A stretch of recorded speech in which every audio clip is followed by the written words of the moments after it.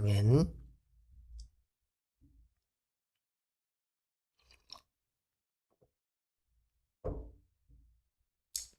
할렐루야. 오늘도 하나님의 은혜가 우리 모두에게 풍성하게 임하시기를 주님의 이름으로 축복합니다. 이제 예수님께서 빌라도의 법정에 섰습니다. 빌라도의 법정에서 이제 사람들은 예수님을 험담하고 비난하고 고소합니다.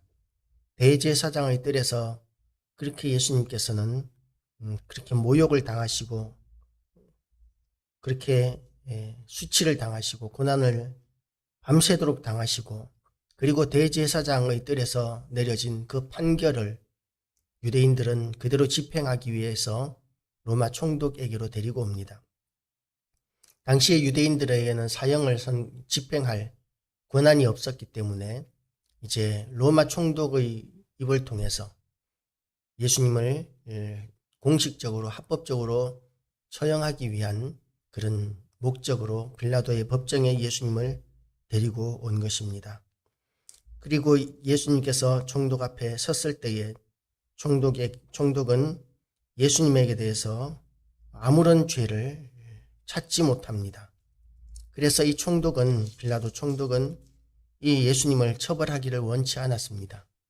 그래서 여러 가지를 연구하다가 명절이 되면 총독이 무리의 청원대로 죄수 한 사람을 놓아주는 전례가 있었는데 그때 바라바라 하는 유명한 죄수가 있었는데 그들이 모였을 때에 빌라도가 물어 이르되 너희는 내가 누구를 너희에게 놓아주기를 원하느냐 하고 이렇게 묻습니다.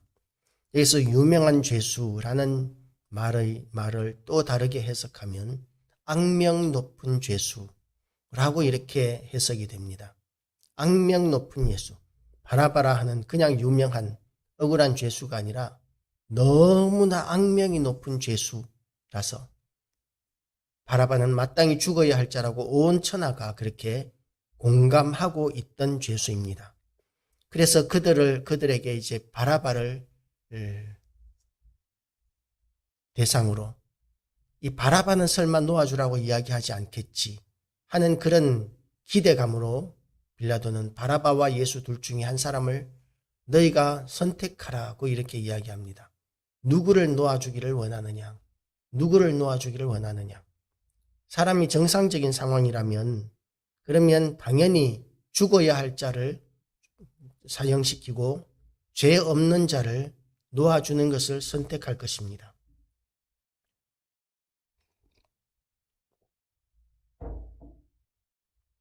옛날부터 있었던 형량이 정해지지 않은 가장 큰 죄가 있었는데 그 죄가 뭐냐 하면 괘씸죄입니다. 그것은 형법이나 민법이나 다른 법으로는 처벌할 수 있는 죄가 아닌데 그런데 그냥 미운 그런 마음, 그냥 괘씸한 마음, 이유 없이 미워하는 마음 이런 것들로 말미암은 형량은 사형보다도 더 무거운 형량이 내려진다는 유머가 있습니다. 그런데 예수님이 그 괘씸죄, 유대인들과 그 대제사장들의 괘씸죄에 걸려 있는 것이죠. 유대인들은 또 대제사장들은 자기들이 유대인들에게 유일하게 추앙을 받는 지도자로 인정받아야 했습니다. 그런데 예수님이 오시니까 사람들이 예수님을 따르고 예수님을 통하여 수많은 하나님의 능력과 은혜가 나타나게 되고 더 많은 사람들이 예수님을 따르게 되니까 예수님을 무시할 수가 없는 것입니다. 지금까지는 자기들이 하나님과 백성들 사이의 유일한 교량으로 유일한 통로로 이렇게 여겼었는데 예수님께서는 제사도 드리지 않으시면서 제물을 바치지도 않으시면서 예수님께서는 하나님을 대언하시는 너무나 명백한 하나님의 증거들을 기적들을 표적들을 백성들에게 보여주고 있었는데 그 많은 백성들이 예수님을 따르는 것이 바리새인들과 제사장들에게는 참을 수 없는 괘씸한 일이었던 것입니다. 예수님이 주인이시고 창조주이신데 인간에 불과한 이 대제사장이나 바리새인들이 백성들의 그 존경과 인정을 잃어버리게 되니까 예수님께 대한 미움과 증오심이 악명 높은 빌라도를 놓아주는 한이 있어도 예수님을 용서할 수 없는 그런 괘씸한 마음들을 바리새인과 또한 대제사장들이 가지게 된 것입니다. 너무나 악한 일입니다. 용서받을 수 없는 일입니다. 감히 누구에게 그렇게 괘씸한 마음을 품는단 말입니까? 예수 그리스도께는 결코 그럴 수 없습니다. 그러나 이 사람들은 정말 죽어야 할 죄인인 바라바보다는 예수님을 십자가에 못 박아 달라고 빌라도에게 요구를 합니다. 빌라도는 예수님을 십자가에 못 박기 싫었습니다. 죽이기 싫었습니다. 19절을 보면 더군다나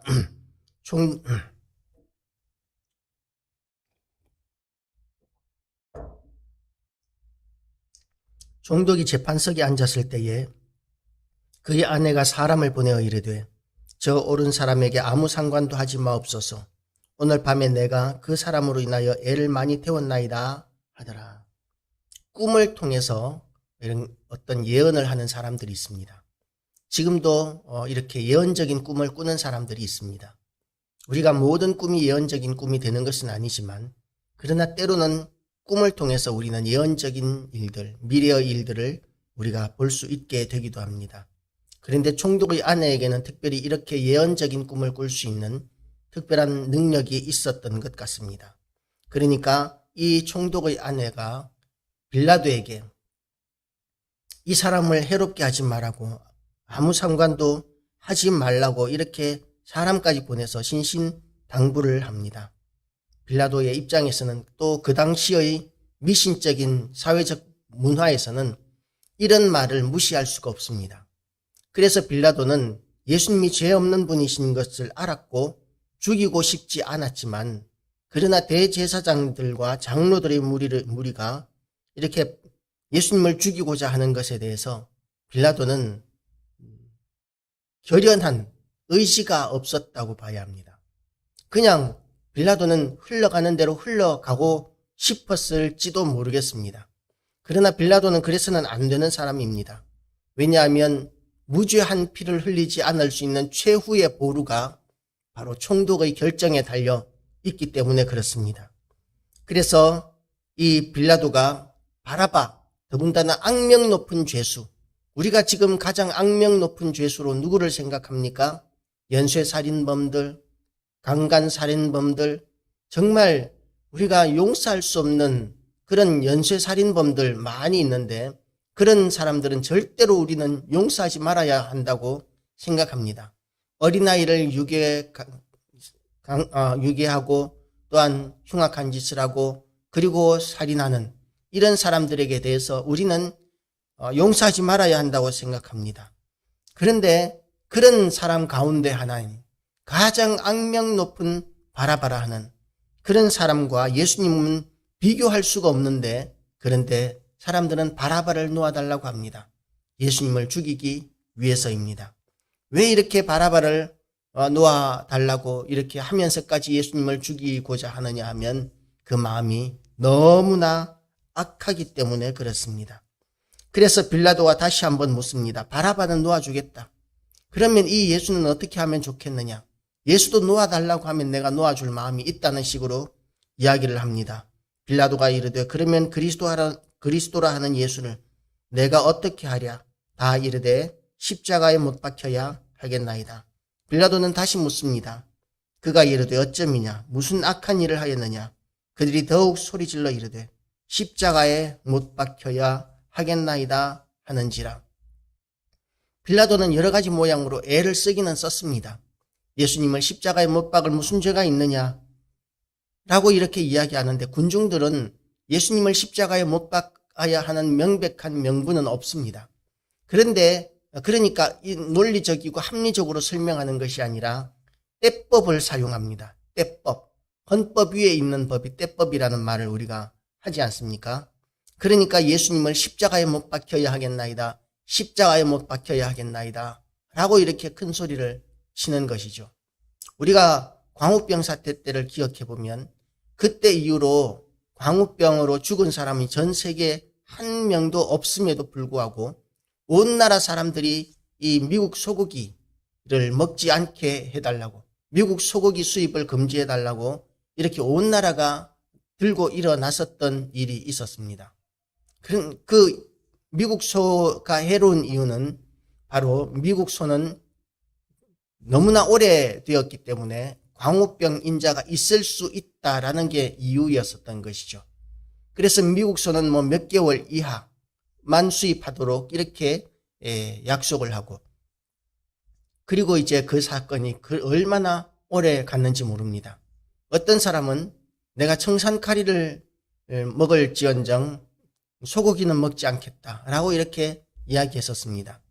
그런데 실질적으로 우리나라 소도 미국 사료를 먹이면서 우리나라 소는 훨씬 더 오랫동안 놓아두었다가 도축하는, 우리나라 소는 얼마 만에 도축하는지조차도 모를 정도로 그렇게 하는데도 불구하고 오로지 미국 소라는 그 이유 때문에 온 나라가 그렇게 들고 일어났었습니다. 그래서 이런 그 결과 사실을 지나고 나서 보면 광우병으로 죽은 사람 아무도 없었고, 지금도 미국에서는 광우병으로 죽은 사람이 없을 뿐만 아니라 청산카리를 먹는 한이 있어도 나는 소고기를 먹지 않겠다고 했던 그 어떤 사람은 그 미국 소고기를 가지고 햄버거 집을 하는, 햄버거 사업을 하는 그런 소문도 들립니다.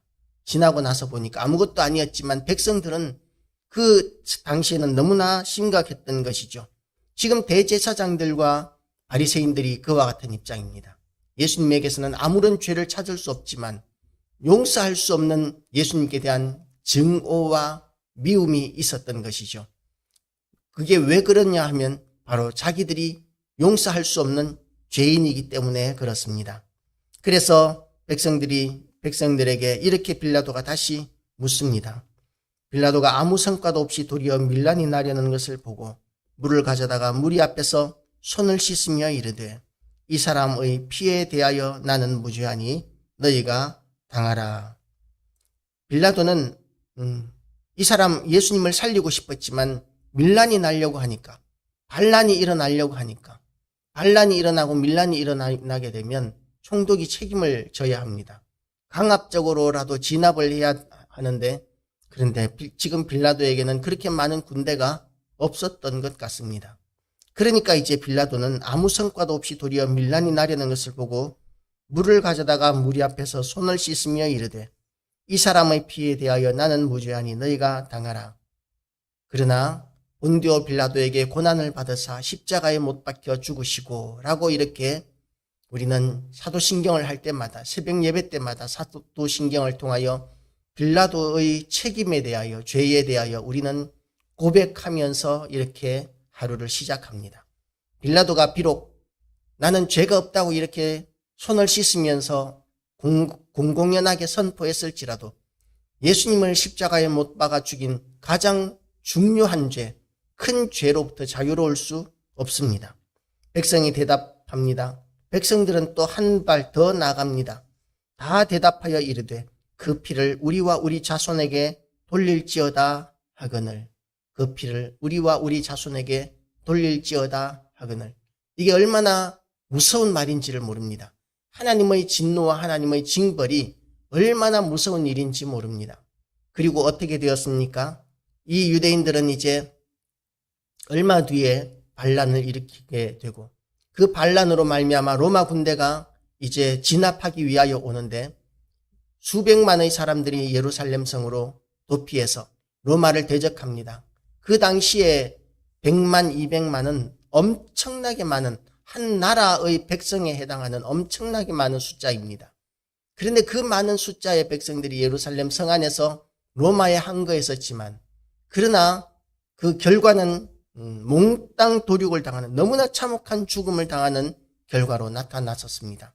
2000년 전의 100만 명이면 엄청난 숫자인데 예루살렘 성 안에 그 많은 사람들이 100만인지 200만인지 잘 기억은 나지 않지만 그런 엄청나게 많은 사람들이 몽땅 살육을 당하는 그와 같은 벌을 당했습니다. 그리고 또한 2차 세계대전이 되었을 때 2차 세계대전 이전에도 유대인들은 전 세계로 흩어져서 국가가 보호해 주지 않는 너무나 천대받는 민족으로 그렇게 2000년 동안을 살았습니다. 그리고 2차 대전이 되었을 때 히틀러에 의해서 600만 명이 넘는 사람들이 이 강제 수용소에서 죽임을 당합니다. 600만 명이 넘는 사람들이 온갖 잔혹한 방법으로 그렇게 학살을 당합니다. 유대인들만큼 그렇게 잔혹한 그런 대가를 지불한 민족이 없습니다. 그 원인을 어떤 사람은 여기에서 찾습니다. 백성이 다 대답하여 이르되 그 피를 우리와 우리 자손에게 돌릴지어다 하거늘. 겁도 없이 하는 이 말들이 얼마나 두려운 결과를 나타낼 수 있는지 우리는 두려워할 수 있어야 합니다. 이에 바라바는 그들에게 놓아주고 예수는 채찍질하고 십자가에 못 박히게 넘겨주니라. 그 결과에 대한 책임은 얼마나 무서운 결과를 나타내는지 모릅니다. 그런데 예수님께서는 그 목적대로, 이 땅에 오신 그 목적대로 십자가를 지고 죽어주셨습니다. 예수님께서는 십자가를 지지 않으실 수 있는 충분한 넘치는 능력이 있으셨습니다. 예수님을 대적하는 모든 이들에게 대해서 예수님께서는 말씀 한마디로 그들을 진멸하실 수 있는 전능하신 하나님이십니다. 그런데 예수님께서는 아무런 유익이 없으심에도 불구하고 우리를 위하여 십자가를 지고 죽으셨는데 우리같이 보잘것없는 것들을 위해서 예수님이 십자가까지 지신 이유가 뭐냐 하면 우리에게 향하신 사랑입니다. 하나님 아버지께서 우리를 그렇게 사랑하시고 또한 예수님께서 우리를 그렇게 사랑하셨기에 그 독생자 예수 그리스도를 십자가에 못 박아 죽이기까지, 그리고 십자가를 스스로 지시기까지 예수님께서는 그렇게 우리를 사랑하셨습니다. 그 크신 사랑을 우리가 기억하면서 오늘도 이 고난주간, 오늘은 성금요일이라고 이야기할 수 있는 날입니다. 오늘도 주님을 묵상하면서 주님과 동행하는 그런 은혜로운 날 되시기를 주님의 이름으로 축복합니다.